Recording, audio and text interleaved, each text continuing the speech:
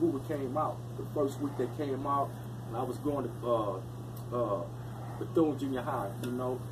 Hoover came out in 1972. Everybody knew that Hoover's don't even know what year Hoover came out, but it came out in 1972. When I was going to Bethune, I was already going to Bethune with Hoovers. When they turned Hoovers, they was my dogs. But when I left the Eastside, I switched over to Hoover CriBs the first week they came out.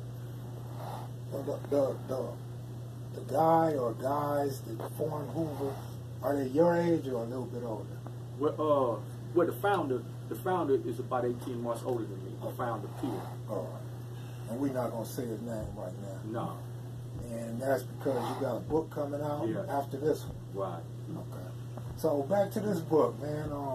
What's that to your left? With this? Yeah.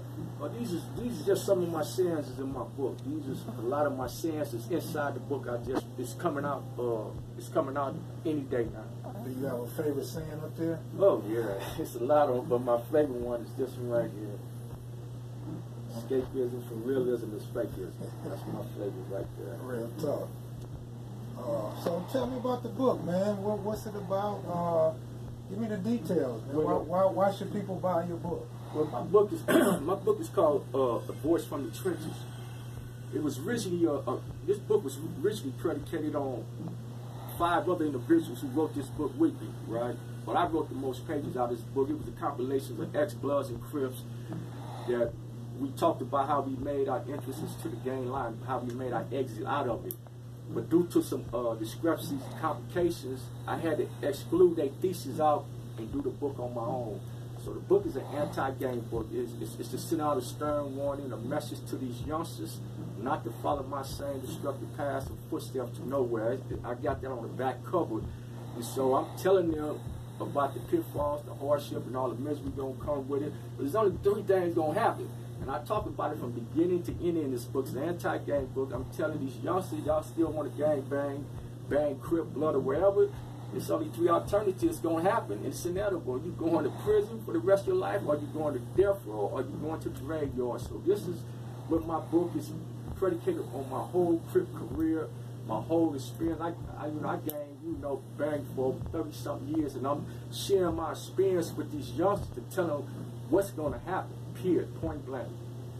If you could put your finger on something to show why you're still alive, what would that be? You know what? I don't want to. Only thing I can say is God. God saved me. God saved you from the pitfalls of gangbang. Yeah, because after man doing 33 years in prison, man, that's the only person I can give my grace to and thanks to and appreciation to is God, Yeah, that was my next question, was which pitfall did you fall under? So it would be prison. Say that again? I was going to ask you which pitfall did you fall to, but you answered it with prison. Well, just like in this book, it's coming out right now. Before prison, a lot of people be tripping on I've done 33 years. I've only been home 4.5 years by the grace of God, but people trip on the fact I've done these 33 years in prison. They don't realize I done spent the majority of my life behind walls. I done been to several juvenile halls out here in California. Been to juvenile camp. I've been to Y8, not Y8 one time. I've been to youth authority, Y8 4 times.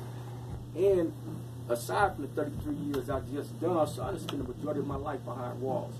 Where did you get your best education at? Oh, prison.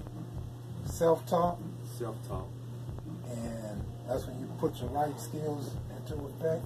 Right. First I wanted to be a poet. I wrote a lot of poems, but that's a long story. The prison guards threw all my stuff away, and I lost my desire to write poems, so I started getting back into, my first love, writing books again.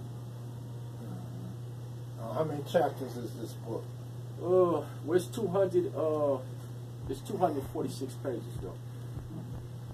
And you directing it at the youth? Yes. Yes.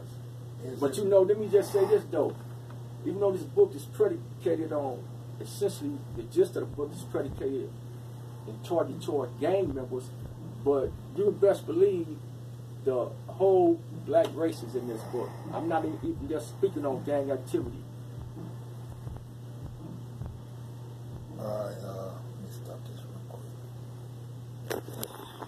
real quick. good because I had to call and hold it out.